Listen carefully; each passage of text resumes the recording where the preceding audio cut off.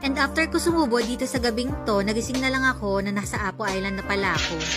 Day 5! So whole day tour kami dito sa Apo Island and cover na ng Coco Grove yung tour and then yung lunch, pati yung mga guides. And super ang ganda niya talaga and tinan mo naman ito si Ninja Turtle, makikita nyo dyan. At buhay na buhay yung mga corals. Sobra. Nakaka-amaze and nakakatakot at the same time yung mga turtle kasi grabe, ang lalaki talaga nila. Halos kasing laki nila yung normal size na tao. Last night guys, so ayan, nag-decide kami ni Jowang mag-date night. So napili namin ang Baha Bar kasi meron daw silang buffet. So dahil medyo gutom kami, inavailan namin yon. Pinili nga pala namin yung upper level para sa pwesto namin. And then bawal yung sleepers guys ha, take note. Ang homey feels pagdating sa taas and tingnan nyo naman yung pwestong binigay sa amin. Ang ganda-ganda, besh! So ayan guys, kumain na ako. Busog na naman.